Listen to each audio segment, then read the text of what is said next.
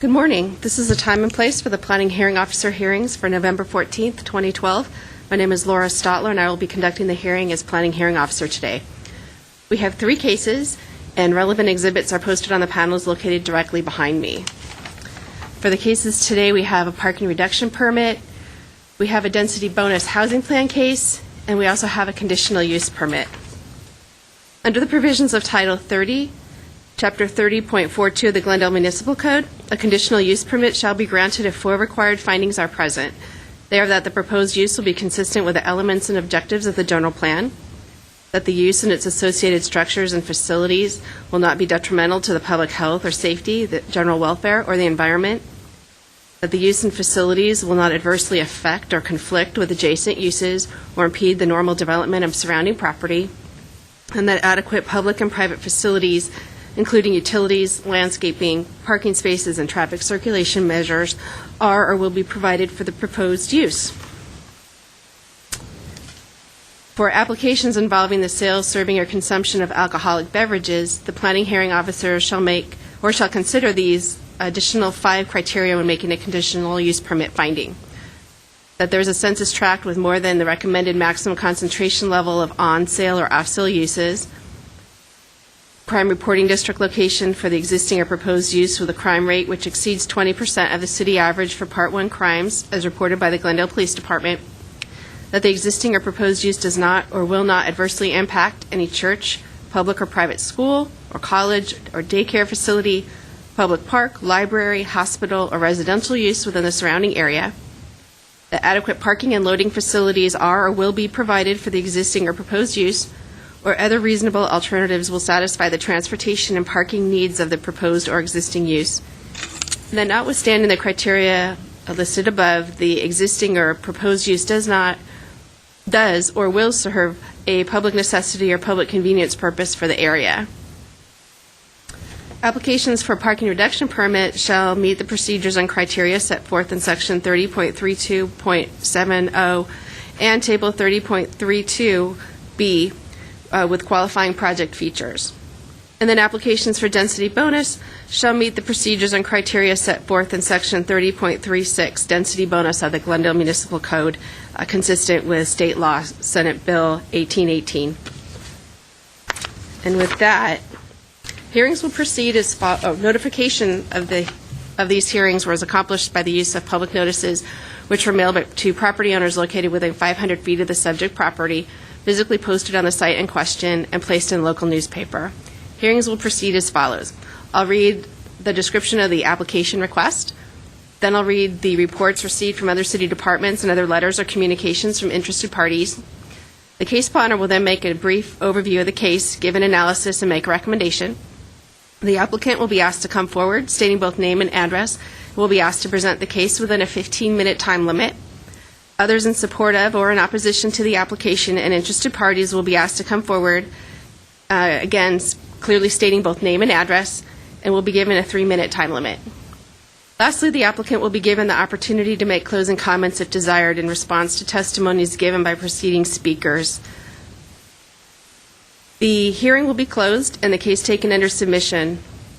After the hearing, the decision will be prepared in writing and will be in the form of a letter sent to the applicant and to all persons who responded to the public notice, either by speaking at this hearing or who have submitted written responses and also provided their name and mailing address. The date of the decision will be the date appearing on the letter. Under the appeals provision of Title 30, Chapter 30.36 of the Glendale Municipal Code, the decision may be appealed to the planning decision within 15 days of the date of decision. Anyone wishing to appeal may obtain forms and brochures on the procedures from Building and Safety Section Permit Services Center, which is located on the same floor of this building. If you wish to speak, please write your name and address on one of the speaker's forms, look like this, which have been provided by the front door and submitted to our planning assistant.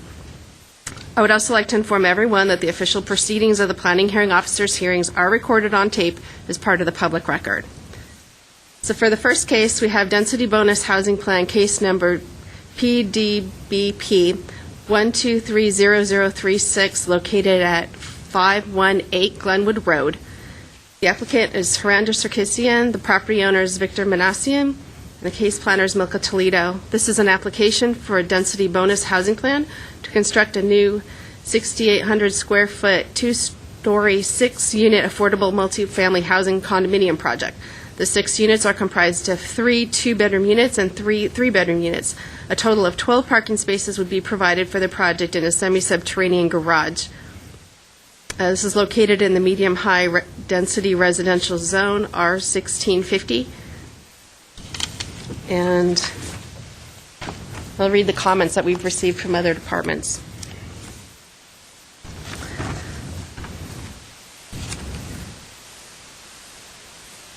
Engineering has given us standard engineering comments regarding grading and drainage, street improvements,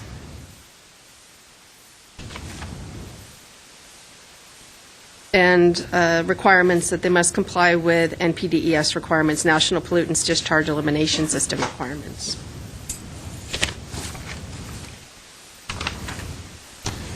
Glendale Water and Power has noted that they just need to be contacted in terms of their requirements for providing electrical service. And they're requiring undergrounding of structures. Electrical structures, it looks like.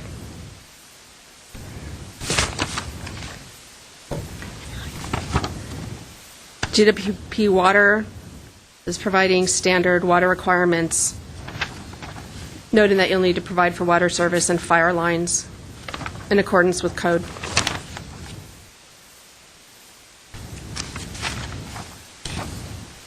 Building and Safety is just noting that all building and safety requirements need to be complied with.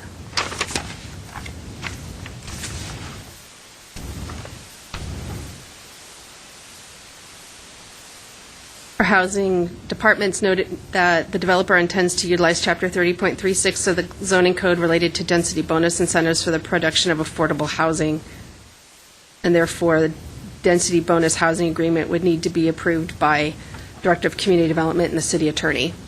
And there would be restrictions on the sale of the units, and they also need to have a density bonus housing plan in accordance with 3036-140.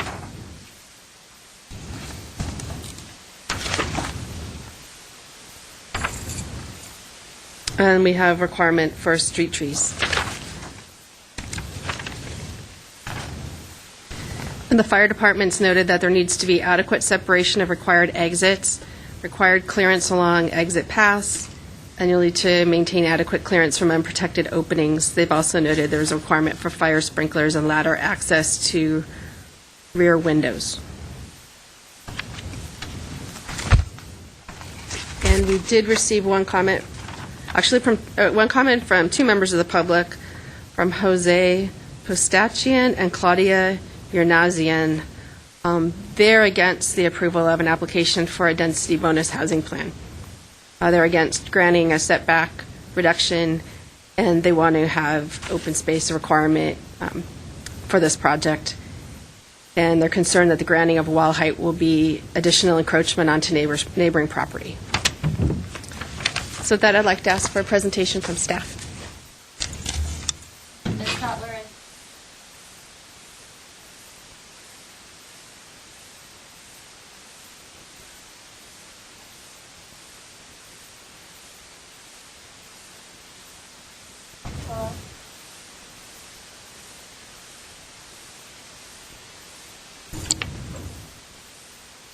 Okay. This one works. That I'll one just works. move over. The 6 units are comprised of 3 two-bedroom units and 3 three-bedroom units. A total of 12 parking spaces would be provided for the project, as you stated, in a semi-subterranean garage. The applicant is seeking 2 concessions or incentives. One of them is to construct the project with a minimum 5-foot interior setback with an average of 8 feet on the second floor only. The requirement per zoning code regulations would be a minimum of 8 foot with an average of 11 foot for the second floor.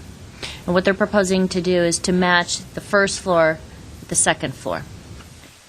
The second concession or incentive would be to construct the project without providing any common open space, so therefore 0 common open space is being provided.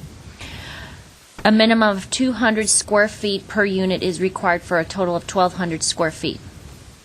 And lastly, they're proposing one waiver is being requested, and that would be to allow the combined height of the garage wall and a solid wall or fence above or on top of the garage, ranging anywhere from 3 to 10 feet in height, where the maximum allowed would be 6.5 feet. Okay. The zone in this area is medium high density residential, which is R1650. That is the surrounding zone, both to the north, the south, and east and west. Project is within walking distance to commercial along Pacific Avenue. And the surrounding developments, on the immediate street block, it's comprised of 1, 2, and 3-story, but immediately adjacent to the parcel would be 1 and 2-story. The parcel to the west has 1-story multifamily, and the parcel to the east is a 2-story development. The lot is 7,350 square feet, is currently vacant, is located on the south side of Glenwood Road with an approximate 49-foot frontage. The project would be 2 stories in height. In this case, 6 units will be comprised of 3 2-bedroom units and 3 3-bedroom units, with 12 parking spaces. That would be 2 spaces per unit in accordance with SB 1818. No guest parking is provided, again, based on that particular Senate bill. And the developer is proposing 1 out of the 6 units to be purchased as affordable to moderate level income households. And this is a condominium project based on their proposal and the level of affordability. In exchange for providing 1 moderate rate unit, the developer again is requesting the 2 incentives or concessions and the 1 waiver. The developer will be required to enter into a density bonus housing agreement, which will require that at least 10% of the units be made affordable to moderate level income. This agreement with the city will be recorded restriction on the property on which affordable units or density bonuses are constructed. And in addition, this agreement will run with the land and bind all future owners and successors in interest. And lastly, staff does believe that the findings required for this project can be made, and therefore we are proposing or recommending approval of the request. Okay. And if there are any further questions, I'm available. And so is Eric Kraus, planner, senior planner here in the department. Do we know, or maybe I can ask the applicant, but do we know what unit will be affordable? Is that a 2-bedroom or a 3-bedroom? I don't know at this point. Okay. All right, I would like to ask the applicant, Hernanda Sarkissian, to please come forward and describe the project. Good morning, Ms. Stodler and Milka and Eric. Nice to be here among friends. This vacant lot, has been owned. This is the only remaining vacant lot on Glenwood. Everything else has been developed with 2-story and 3-story multiples, some newer, some older. I designed a 4-unit project on this 14 years ago, and the owner has continued to own the parcel, and they came back to see what could be done, and we explored the provisions of this Chapter 3036, and we're only asking for 1 waiver, and we're entitled to 2 bonuses. I would like to hand out a page on the calculations, because these calculations are a little complex in the SB, and I think my letter had 1 error in its numerical projection, and I think Eric and I talked about this, and he sent me an email, and I think there was also 1 small percentage error in Eric's from my perspective. All these do not have very important implication on this conversation. Nonetheless, facts are facts. So I gave this page. Okay. Thanks. Actually, the bonus unit gets calculated in this fashion, as I understand it, and I've gone over this now, and I know this chapter by heart, I think. You divide the lot by the number of the units allowed in that zone for Glendale, and you arrive at 4.45 units allowed. And we are proposing to provide one moderate income unit. So dividing 1 by 4.45 gives you 22.47. That's just a number. And per table 30.36A or chapter 30.36, the amount of density bonus is 5% plus 1% for each percent that you're above 10. So you take 10 out of that 22.47, and that is added to the 5, and you arrive at 17.47 percentage. That is our percentage, really. And that entitles you, then you multiply that, you add that to the 4.45, and you arrive at 5.23, which by the provisions of that zoning ordinance is rounded up to 6 units. And that's how we arrive at 6 units. Somewhat difficult mathematics. When it comes to number of concessions, there are really 2 ways, and Eric corrected me, and his correction is in my favor, and I stand on his correction. And that is, you could even say we are providing 1 out of 6, which then it says 16%, or you could look at it and say we're providing 1 out of 5 because the provision says that the bonus unit should not be counted in it. So if it's 1 out of 5, then we are 20%, and with 20%, we're entitled to 2 concessions. And 1 waiver, the waiver, actually, I had written my original letter with a request for 1 concession, 1 waiver. I was corrected that I am entitled to 2 concessions. The waiver arose during the review because I've done a number of units in Glendale. We've always done a subterranean, and we've never had this issue. And since Milka caught that, and she insisted that she's one of the planners that catches that item, and apparently there are even newer projects that have been built without consideration of that item, and I'll show it to you. So we added that. Actually, you could exchange any of the items. 2 of them need to go under concessions, automatically granted. 1 of them is a waiver. And that could be constructed any way you wish, whichever you wish to put it on that list. I'm going to hand you out a visual survey. I'll give one also. I'll give this to Milka, I think, before. This is it. Okay, I'll go back on the record, and these are photographs. Okay. 1, 2, and 3. Thanks. This is just a cursory visual inspection of the lot. All the yellow lines that you see are all parcels built with walls that are above 10 feet. Those are units that they have subterranean or semi-subterranean parking, and every one of them has that feature, and I also provided you with photographs. Also, I have gone to Lorraine. If you look in Glendale on any of the parcels that are downslope and they have been recently developed with a subterranean, they all have this feature. Why this was changed or how it is applied to newer projects somewhere else and not here, that's beyond my understanding, and I leave that up to you.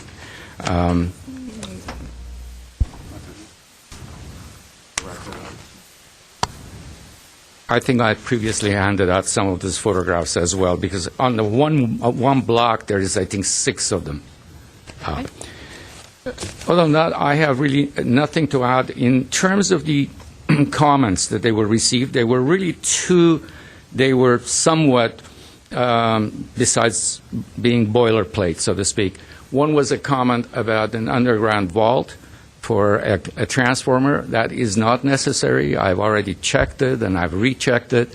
That was just, I think, a staff comment. They check-marked it and sent it back. The power is available from a transformer on Glenwood.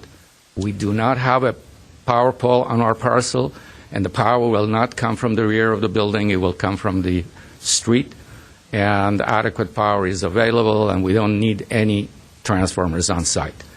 The other comment was from the engineering department, Mr. Galanian, and he made a comment that made very, very good sense. However, he was not beneficiary of seeing the survey. He made a comment that where we have the driveway, it kind of gets mixed up with the neighbor's driveway. However, he was not privy to the survey that shows we have driveway on both sides. So changing or flipping the project will not achieve anything. So it's either our driveway is next to this one or next to that one. And I think we prefer on the west side because it's A, away from the intersection, and B, it gives us the patios on the west side, which is, I think, more advantageous to the project. Except for those two items, I really have. By the way, we do have what you would call a common open space. We have some open space. I have done a number of projects, and I can tell you as an experienced architect in doing these kinds of projects in Glendale that common spaces on small projects do not work. It is a total, waste of space. I've done it myself. I've justified it to the planning department. I have one on Doran, 6 units with a little, sliver of space at the rear that qualifies as the open space. But 6 units, the formation of 6 units or smaller number of units is such that the common space does not work. For larger complexes, the common space works because there's privacy, people use it, they can congregate, they can use it. On small projects, when you have these slivers of the pieces that you compute and you come up to the number, it's just an exercise. And therefore, this loss is almost a nothing loss to this project. The reason why we need the setback concession is because, A, we need square footage to be able to produce the number of units and have an affordable unit. And B, it is very economical. It's more efficient to do a building that the walls are all stacked and lined up. When you begin to do the exercise that we do in Glendale and set back the buildings, it adds a great deal of cost because you now are bringing bearing walls on top of the middle of the structure, and it adds to the cost. So both from perspective of needing the square footage to produce this number of units, and also for economic reasons, we need this particular feature. So is the same thing true with the height of the retaining wall in the rear? Same thing in the retaining wall, because if we were to, in any fashion, step down that concrete box, it would produce not only complications for the garage, but it would produce ramps and access issues for the handicap, because this is a totally accessible building with an elevator, and you would create infinite complications in terms of providing very long ramps. It would be like 30, 40-foot ramps just to be able to negotiate that 3.5-foot difference.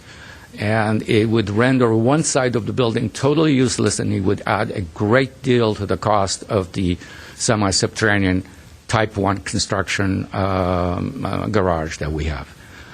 So these are all economics. By the way, I have provided an economic analysis, and it's very, very rosy and optimistic, I have to say. If you compare my numbers with the dollar numbers that the city of Glendale spends on similar construction, you would see that if you apply those numbers, this project is totally unfeasible. But I think private parties build it with different costs, and therefore we will be able to produce this building with the cost that I've represented.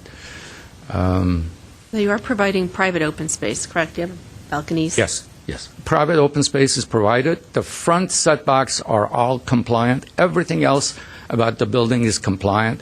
The only thing we're asking is to maintain the first floor setbacks on the second floor, and actually we have 500 square foot of open space at the rear, which normally one counts towards the common open space, but we've asked for relief from that requirement. And the wall is really a function that we have always done in Glendale. This happens to be a lot that drops 8 feet from the street to the rear, and that produces this condition. We have a garage on the east side that it's already 9 feet right on the zero property line. Totally, the whole, more than half of the parcel is already walled by the neighbor. Do you have a photograph of it there? And there is a garage also on zero property line on the west side, on the rear. So both of those neighbors have already 8-9 foot elements on zero property line. You could see that there are many developers on the street, especially those that are adjacent. That condition gets covered by the 2 adjacent properties, and someday probably there would be a building next to this on the west side, most probably not on the east side, because the east side properties are very mysteriously divided, and I don't know what potential there is there, because it is a divided lot and in a very strange way.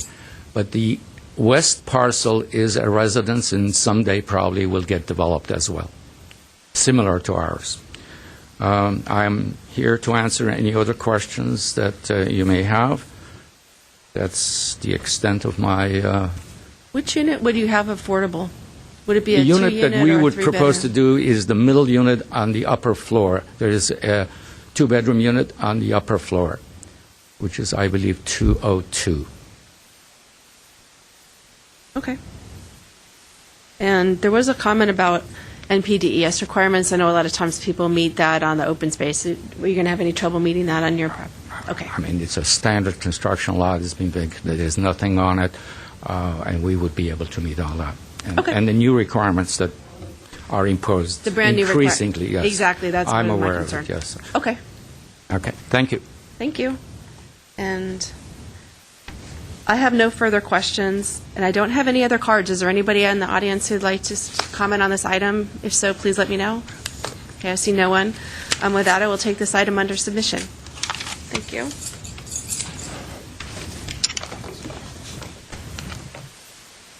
And for our next case, we have parking reduction permit case number 1227790, located at 1113 South Central Avenue. The applicant is Lilit Davtian. Business name is Kids Playland. The owner is FIS Enterprises, LLC. Case planner is Milka Toledo. It's an application for a parking reduction permit to change the use from a medical lab to a children's indoor playground without providing 11 additional parking spaces, located at 1113 South Central Avenue in the Commercial Services Zone, Height District 1.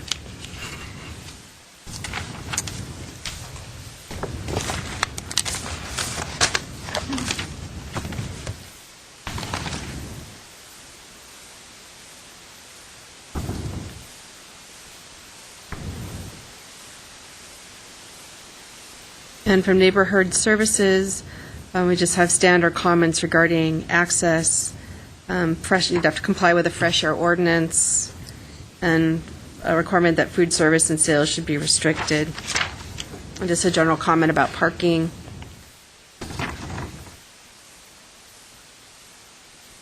have a comments from Building and Safety that they'll need to obtain all necessary permits.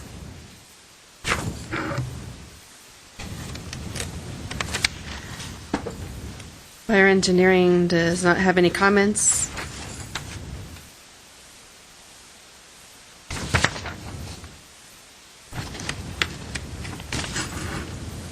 And neither does economic development. That's all I've received. With that, I'd like to ask for a presentation from the case planner. Thank you, Ms. Stotler. As you stated, this project is located at 1113 South Central Avenue. The applicant is proposing a change of use from a medical lab to a children's indoor playground without providing the additional 11 parking spaces that are required for this change of use. There are some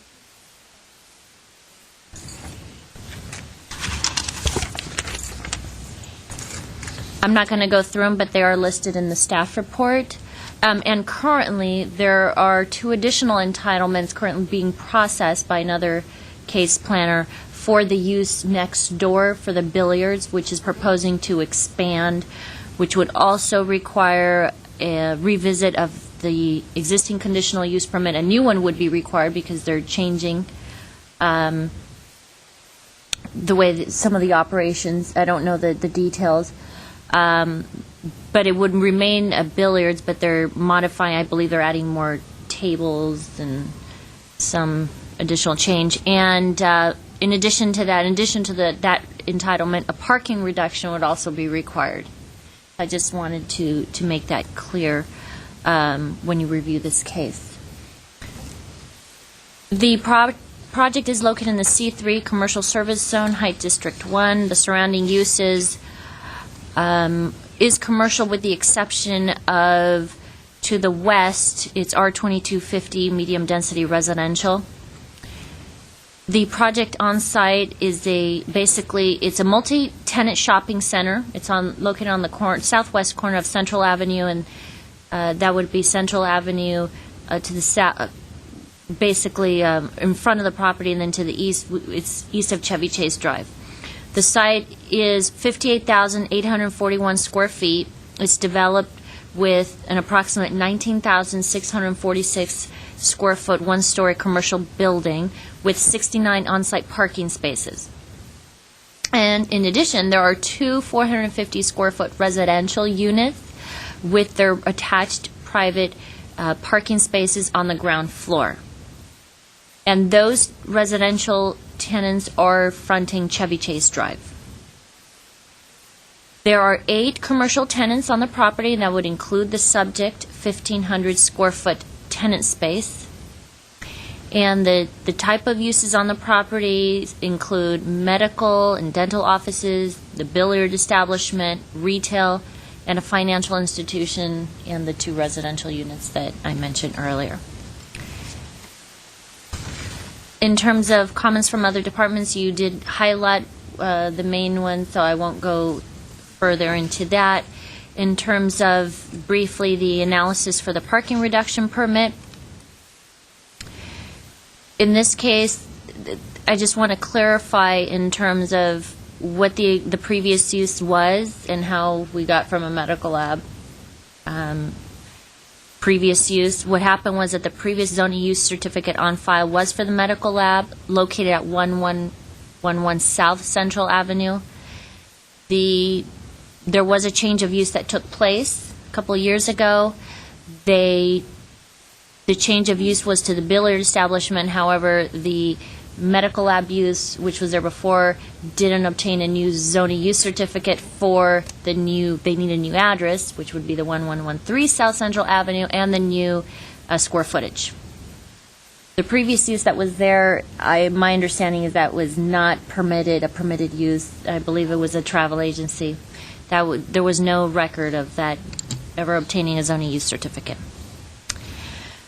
The new 1,500 square foot children's indoor playground requires a 10 per thousand. That means 10 spaces per 1,000 square feet of floor area, so 15 spaces. The previous, which would be the medical lab use without patient visitation, required 2.7 spaces per 1,000 square feet of floor area, so that would be 4 spaces.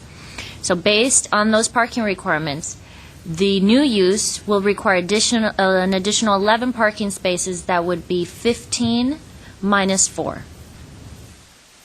per section 3032.030B5. The applicant is proposing the parking reduction because they're unable to provide the 11 parking spaces on site.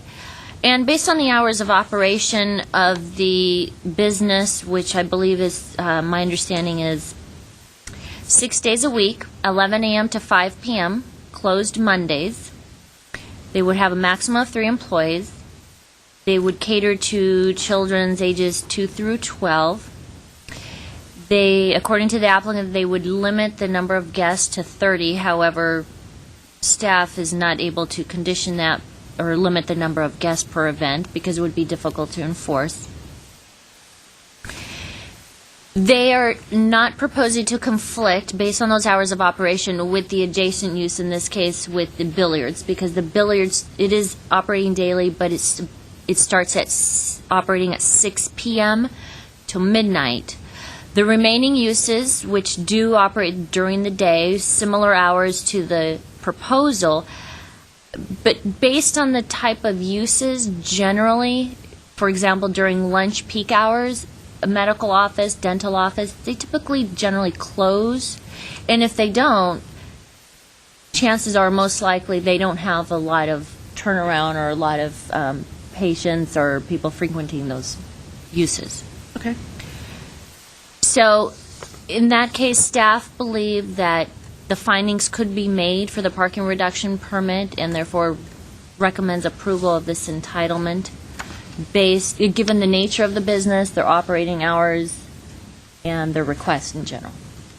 Okay, my concern is that if it's a children's play area and it's running during the day, 11 to 5, a lot of times that's when school is in session. So is this going to be a daycare, or is it really a children's play area? Is there a difference in the code, or a definitional difference? I'd like to read directly from the code in terms of the definition, so that would clarify what the difference is. For example, the children's indoor playground is defined as a business consisting of indoor recreation facilities used for children's parties and other similar children's functions and containing no cooking facilities. Parties and functions may be private or open to the general public. This definition does not include an arcade establishment, cyber cafe, or banquet hall.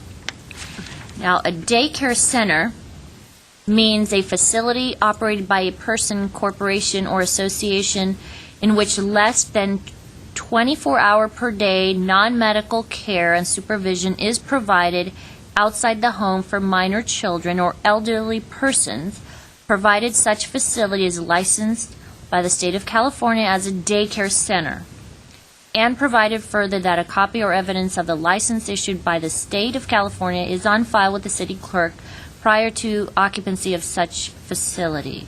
The definition does not include facilities for the care of up to 14 persons in a small or large family daycare as defined by the California Health and Safety Code. Based on what they're proposing, they are proposing parties or private events, no food facilities, but my assumption would be that parents or maybe catered food may be brought to the location, but not an actual kitchen or cooking facility is being proposed, because again, that would not meet the definition of the children's indoor playground. Okay. I don't have any further questions. I'd like to call the applicant forward, Rafi Nazarian. Morning. My name is Rafi Nazarian. I'm the architect for the project. My address is 705 Balboa Avenue in Glendale, 91206. I would like to thank Milka, first of all, again, for wonderful work, and other members of the planning department for this report, which detailedly explains everything, and all the information is correct, it's accurate, and prepared by us. I don't want to go through the detail. I just want to add that this is not really a daycare or some facility like this. It's just a little kind of place for children's just birthdays, little celebrations, and stuff like that. How long will the birthday parties typically? 2 hours, something like that. 2 hours? Yes. And I don't believe the preparation for the party, and then after the party, the cleanup, all these things, we won't allow to do more than 2 parties a day. I don't believe. Now, do you have, It's the most busiest time. will you have entertainment come in for your parties, or? No. Or that- Just no, just- just for people where people live in apartment buildings, they don't have big living or dining room. For little parties, like for up to 30 people, including the parents, they just have to rent the place and come, and then do the celebration and stuff like that. They bring their own food, and Okay. that's the main nature of the business, actually. I don't want to go through the numbers of the findings, but I want to add that the proposed use will be for the children's indoor playground, which meets all the requirements. The section, I don't remember the section number, but by City of Glendale. I went through this with the planning department before I submit the case. The children's 2 years to 12 years old, and the space will be rented for maximum 2 hours, as I said, up to 30 people. At such events, parents typically tend to carpool with other parents or drop the children and then pick them up after the party. For this reason, parking is not typically a major issue. Furthermore, the hours of operation from 11 to 5, it's very suitable because the billiard pool house is actually owned by the same owner, my client, and it starts from 6 to 12. And 1,500 square feet of this facility, only 1,000 is going to be used for that parties. The other 500 is office and storage on the front side. One of the best points for this project is that the billiard establishment physically has 16 parking spaces physically, not with the conditions or previous parking reductions numbers, just 16 physically, and for the children's playhouse. So it's 20 parking spaces physically located in the back of the building. It's very suitable, and it's used for both businesses. Although we acknowledge that the same owner will operate the same business, and really it won't impact each other in a case. Okay. So, it's a project for the children, actually, and then it's a positive project.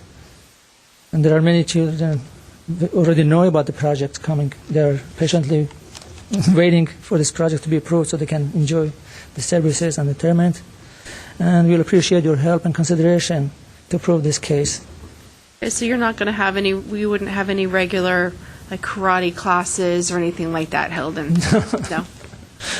No? No. No? Okay. That's all the questions I have. Thank you. And I don't have any other cards. I see other people in the audience. Is there anybody else who wishes to speak on this item? No? Nobody else wishes to speak? I mean, the staff report was so accurately and nicely done, so I can't see any. All right. Then I will take this item under submission. Thank you. Okay, thank you.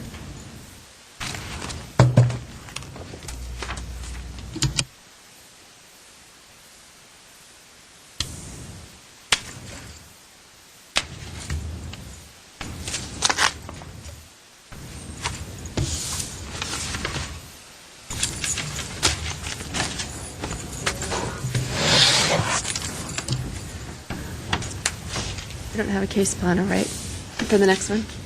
Okay, I'm going to take a short 5-minute break, and I'll be right back.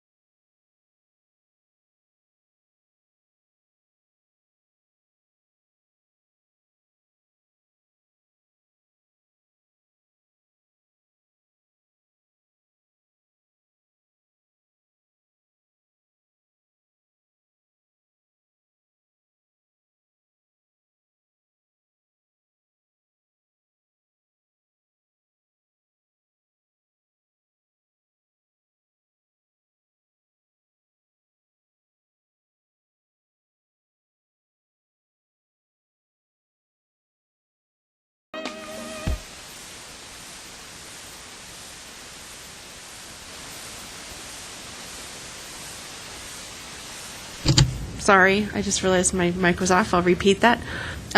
This is conditional use permit case number PCUP 1230165, located at 3459 North Verdugo Road. The applicant is Nadev Bashan for Bashan Restaurant. Property owner is Lawrence Moss, and the case planner is Rather Duong. This is an application for a conditional use permit to allow the continued sales, service, and on-site consumption of alcoholic beverages at an existing full-service restaurant located at 3459 North Verdugo Road in the C3 Commercial Services Zone, Height District 1, described as lots 8, 9, Block 28, Spar Heights tracts. And for comments received from other departments,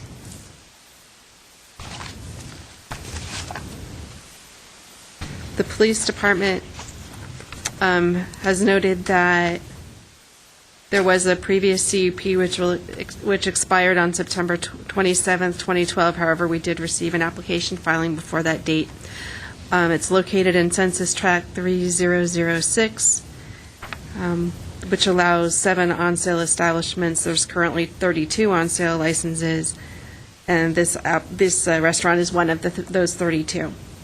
And based on Part 1 crime statistics for Census Tract 3006, there were 130 crimes, which is 106% above the citywide average of 63. However, the police department has noted that there were no calls for police service at this location.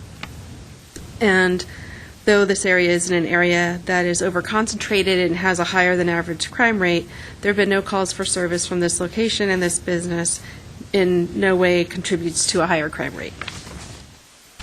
The police department has also provided some suggestion conditions of approval.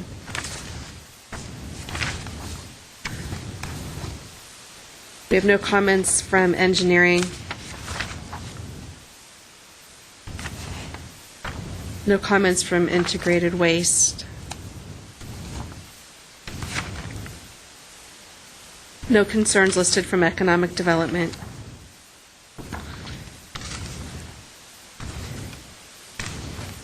No concerns from building and safety. And those are all the comments we've received. And with that, I'd like to ask for a presentation from the case planner. Thank you, and good morning, Hearing Officer Stadler. As you stated, this project is located at 3459 North Verdugo Road, Zone C3, Height District 1. This is a conditional use permit application to permit the sales, service, and on-site consumption of beer and wine at an existing full-service restaurant. This conditional use permit is a renewal of a previously approved conditional use permit that recently expired. Bashan Restaurant was granted a conditional use permit to serve beer and wine on September 27, 2007 under case number PCUP 2007-028. The CUP was valid 5 years and expired on September 27, 2012. The restaurant has been in continuous operation for approximately the same time with a Type 41 license from ABC. Type 41 permits on-site consumption of beer and wine at an eating establishment. The subject site is located in the C3 zone and within the North Glendale Community Plan and the Spar Heights neighborhood.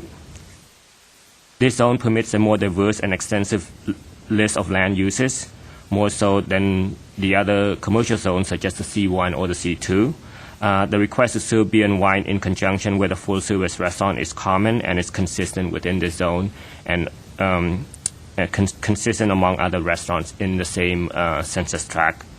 Bashan Restaurant is located in a one-story, 2,940 square foot building constructed in 1946 and has been operated since 2007. The restaurant does not have a bar or does not host a happy hour. And the owner is not proposing any changes with this new CUP. As I stated, the restaurant currently holds a Type 41, and he is seeking to maintain the same license from ABC. The site is surrounded by other C3 zone properties and is located within the Spar Heights neighborhood. Other Complementary businesses surround the subject restaurant, including retail and other service-related uses, as well as other restaurants. So Bashan Restaurant adds to the eclectic mix of the goods and services that are provided in this commercial district. And while there are residential neighborhoods located nearby, they do not adjoin the subject property. As such, the request to continue to serve beer and wine with meals is not anticipated to create any negative impact to the residential neighborhood or generate any traffic-related impacts on the surrounding streets. As you stated earlier, the subject property is located in Census Tract 3006 and contains other businesses selling alcoholic beverages. The police department has a suggested limit for 7 on-sale establishments in this census tract. However, there are 32 currently. Again, this number may appear high, but they're all for existing restaurants holding ABC licenses for on-site consumption. And the same with Bashan Restaurant. This is a new license, so it's just maintaining what's been in existence in this census tract. Within the last calendar year, there has been no service calls to this location, and there has been no complaints from the residents living nearby. Based on the facts surrounding this permit, staff support this application and recommends approval with some suggested conditions contained on page 5 and 6. And that concludes my presentations. And the applicant is here and the business owner to present the case and answer any questions you may have. Thank you. Next, I'd like to call forward the applicant, Nadav Bashan. Good morning. Thank you. Thanks for having us. Thanks, Rather actually helped me 5 years ago as well. I'm a chef, I'm the chef owner of the restaurant. So, I had a lot of questions for him, and the second time was a little easier. I think, he hit it out of the park. That's our case there. We have our conditional use permit. We got it 5 years ago. It expired, and we just want a new one. Everything's been status quo. Nothing's really changed in the restaurant. Furthermore, now being there for 5 years, we really become established, and I know obviously it's a biased opinion, but I believe we really are a pillar in the community now because people are actually coming to me and saying, thank you so much for being here, because it is really eclectic and unique to the area. It's it's a really high-end fine dining restaurant. We do multi-course tasting menus, and primarily we want to serve wine with those tasting menus because we pair the wine with those specific courses, and it's only 2-ounce pours. So if you get 5 courses, you're gonna have 10 ounces, which is like 2 glasses of wine. And thank God, we've never had a problem with any of our patrons. Furthermore, the patrons are coming to me thanking me that they don't have to leave Glendale or go to the west side to get like an upscale type meal. So it's been really great. That's about it. Did you see the staff report with the recommended conditions of approval? No, I didn't get that. Okay. We'll make sure you have a copy of that. Okay. But you were okay with the conditions of approval that you had before previously? Oh, yeah, absolutely. Okay. I don't have any other questions for you. I don't see anybody else in the audience. So with that, unless you have something else to add.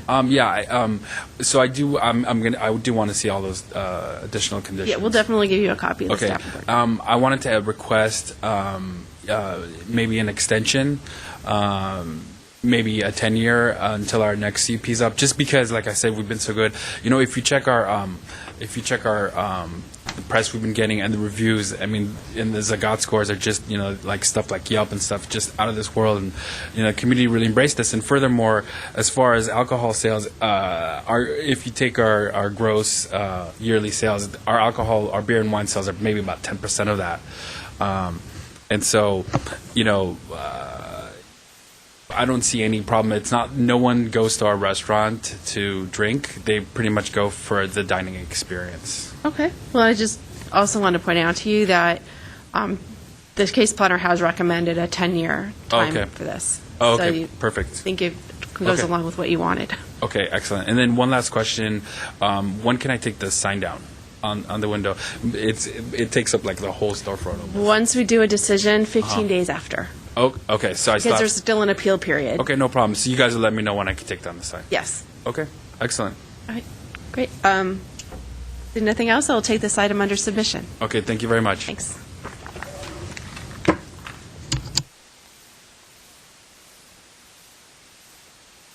Thank you.